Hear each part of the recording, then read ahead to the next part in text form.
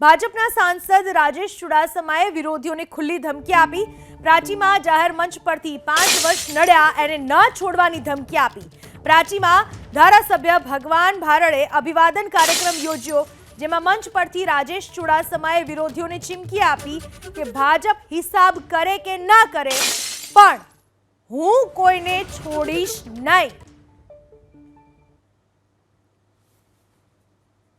ધમકી આપવામાં આવી, ચીમકી આપવામાં આવી, ખુલ્લા મંચ પરથી ચીમકી। ભાજપના સાંસદ રાજેશ ચુડાસમાએ વિરોધીઓને ખુલ્લી ધમકી આપી। અને જ્યારે ત્રીજી વખત આ વિસ્તારની સેવા કરવાની તક મળી, આ 10 વર્ષમાં તમને જે કોઈ પણ ખાટા ઓટકાર આવ્યા હોય એ એક પણ ખાટો ઓટકાર આવનારા સમયમાં નહીં આવવા દો, ભગવાન માધવરાયની સાક્ષીએ કહું। અને એ પણ કહું છું કે ભારતીય જનતા પાર્ટી હિસાબ કરે કે ના કરે, પણ હું આ 5 વર્ષમાં મને જે નડ્યા છે એમને મૂકવાનો નથી, એ પણ આ જાહેર મંચ પરથી કહું છું। મંચ પરથી રાજેશ ચુડાસમાને ચીમકી, વિરોધીઓને ધમકી આપવામાં આવી। એમણે કહ્યું કે અત્યાર સુધી 5 વર્ષ જે મને નડ્યા એને હું છોડીશ નહીં, ભાજપ હિસાબ કરે કે ના કરે, પણ આ મારી ચીમકી છે, જે મને નડ્યા એને હું નહીં છોડું। પ્રાચીમાં આ પ્રકારની ધમકી આપી રાજેશ ચુડાસમાએ। ભાજપના સાંસદ છે રાજેશ ચુડાસમા, તેમણે એવું કહ્યું કે 5 વર્ષ જે નડ્યા તેને હું નહીં છોડું। ભગવાન બારડે પ્રાચીમાં અભિવાદન કાર્યક્રમ યોજ્યો હતો, જેમાં મંચ પરથી રાજેશ ચુડાસમાએ વિરોધીઓને ચીમકી આપી કે ભાજપ હિસાબ કરે કે ના કરે, હું કોઈને છોડીશ નહીં। શું કહ્યું હતું સાંસદે, આવો સાંભળીએ। અને જ્યારે ત્રીજી વખત આ વિસ્તારની સેવા કરવાની તક મળી, આ 10 વર્ષમાં તમને જે કોઈ પણ ખાટા ઓટકાર આવ્યા હોય એ એક પણ ખાટો ઓટકાર આવનારા સમયમાં નહીં આવવા દો, ભગવાન માધવરાયની સાક્ષીએ કહું।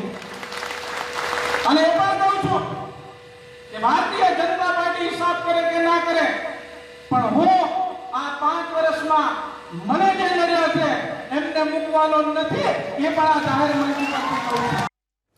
ભારતીય જનતા પાર્ટી હિસાબ કરે કે ના કરે, પણ 5 વર્ષ જે મને નડ્યા છે એને હું મૂકવાનો નથી, આવી સીધી ચીમકી આપી છે રાજેશ ચુડાસમાએ, જેમણે જૂનાગઢથી ચૂંટણી લડી સાંસદ બન્યા।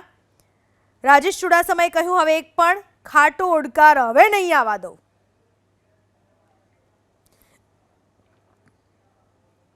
જિલ્લા ભાજપ પ્રમુખ મહેન્દ્ર પીઠે આપણી સાથે ફોન લાઈન પર જોડાઈ ચૂક્યા છે। મહેન્દ્રભાઈ, રાજેશભાઈ આવું કહેવાની જાહેર મંચ પરથી કેમ ફરજ પડી? એટલે એના અમારા આભાર દર્શનનો કાર્યક્રમ હતો અને માર્મિક ટકોર કરી છે કે જેમને કામ વિરોધમાં કર્યું હોય એના માટેનું, અને એટલા માટે જ, બાકી બીજું કોઈ કારણ એમાં કે બીજું કઈ એવું છે નહીં। તો કામ વિરોધનું આવે ને, આમાં તો એવા શબ્દ છે કે જે મને નડ્યા, કામમાં નડ્યા, તો તમે જે કીધું એમાં એવું હોય મહેન્દ્રભાઈ, તમે જે કીધું એમાં એવું હોય કે જે કામમાં નડ્યા એને હું નહીં છોડું, આમાં એવું કે છે ચોખ્ખા શબ્દ એવું આપણે મને જે નડ્યા એને નહીં છોડું। ના, એ તો ચૂંટણી લડતા હોય એટલે ઉમેદવાર તરીકે તો એ જ હોય ને, એમ પણ એમાં એવું બીજું કોઈ કારણ નથી, એમ કે નડિયા હોય એવી કોઈ પ્રશ્ન છે જ નહીં। એક મિનિટ મહેન્દ્રભાઈ, ચોખ્ખા શબ્દો સાંભળો, હું મારી પીસીઆરની ટીમને રિક્વેસ્ટ કરીશ ફરીથી એ સંભળાવે કે એમના શબ્દો શું હતા। મહેન્દ્રભાઈ આપ સાંભળો ધ્યાનથી। અને જ્યારે ત્રીજી વખત આ વિસ્તારની સેવા કરવાની તક મળી, આ 10 વર્ષમાં તમને જે કોઈ પણ ખાટા ઓટકાર આવ્યા હોય એ એક પણ ખાટો ઓટકાર આવનારા સમયમાં નહીં આવવા દો, ભગવાન માધવરાયની સાક્ષીએ કહું। અને એ પણ કહું છું કે ભારતીય જનતા પાર્ટી હિસાબ કરે કે ના કરે, પણ હું આ 5 વર્ષમાં મને જે નડ્યા છે એમને મૂકવાનો નથી, એ પણ આ જાહેર મંચ પરથી કહું છું। મહેન્દ્રભાઈ, આ કહેવાનો મતલબ શું કે ભાજપ હિસાબ કરે કે ના કરે હું નહીં છોડું, એટલે શું કહેવા માંગે છે સમજાતું નથી? ભાઈ એ આખો શબ્દ તમે સાંભળો એનો વિડીયો તો ખ્યાલ આવે, શોર્ટકટ કરીને આ કરેલું છે એટલે એટલા તમને આ પકડી લીધું છે। શું શોર્ટકટ કર્યું? શું શોર્ટકટ કર્યું? અમે ચોખ્ખા શબ્દો બોલે છે મહેન્દ્રભાઈ, આમાં ક્યાં શોર્ટકટ કરવાની વાત જ આવી? ના, એ શોર્ટ શબ્દ આખો એનો જે બોલ્યા છે એ સાંભળો ને તો ખ્યાલ આવે। બાકી એને કઈ તમને ખાટા ઓટકાર ક્યાંય નહીં આવવા દઉં, લોકોની વચ્ચે રહીશ, લોકોના કામ કરીશ, 5 વર્ષથી મારી જવાબદારી છે એનું એમ કીધું, ખાટો ઓટકાર તમને નહીં આવવા આ દઉં. આખું સેન્ટેન્સ હતું, આ આખું એમનું વાક્ય હતું કે ભાજપ હિસાબ કરે કે ના કરે, 5 વર્ષ જે મને નડ્યા એને હું નહીં છોડું. આ શું એ ભૂલથી બોલ્યા છે? એમને એટલે એ જે પાર્ટી વિરુદ્ધ પ્રવૃત્તિ કરી હોય એના માટેનું છે એમ. મહેન્દ્રભાઈ માફ કરશો, પણ જો એવું બોલ્યા હોય ને તો એ પાર્ટી વિરોધી પ્રવૃત્તિ અથવા તો વિકાસના કામોમાં અડચણરૂપ હોય એવો શબ્દ વાપરવામાં આવ્યો હોય, ના કે એવો શબ્દ વાપરવામાં આવ્યો હોય કે જે મને નડ્યા. અહીંયા સ્વની વાત આવે છે, કામની કે લોકોની વાત નથી લાગી રહી. મહેન્દ્રભાઈ, વિકાસની વાત જ નથી, એમાં શબ્દ જ નથી આવ્યો. એમના પાર્ટી વિરુદ્ધ તમે પ્રવૃત્તિ હમણાં કરતા હોય બોલ્યા. એની. તમે કહ્યું કે કામમાં આડા આવ્યા હોય એમના માટે આ શબ્દ વાપરવામાં ના, હું આવ્યો નથી છે, બોલ્યો. એવું તમે કીધું. મહેન્દ્રભાઈ, મેં એવું કીધું જ નથી કે કામમાં અડાવ્યા, કામની વાત જ નથી. મહેન્દ્રભાઈ, પાર્ટી વિરુદ્ધ કોણે કામ કર્યું?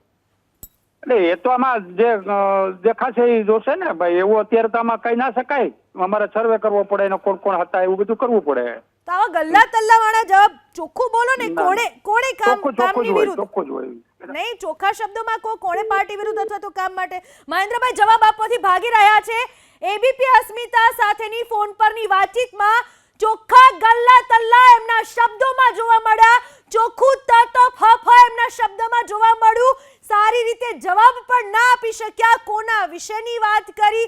માત્ર ને માત્ર ખાલી બચાવનો એમણે લૂલો પ્રયાસ કર્યો, પરંતુ નક્કર જવાબ આપી શક્યા નથી. સવાલ એ છે કે કોના ઉપર ઠીકરું ફોડવામાં આવી રહ્યું છે? રાજેશ ચુડાસમાએ ચીમકી આપી તો કોના ઉપર આપી છે એ પણ સવાલ ઊભો થાય.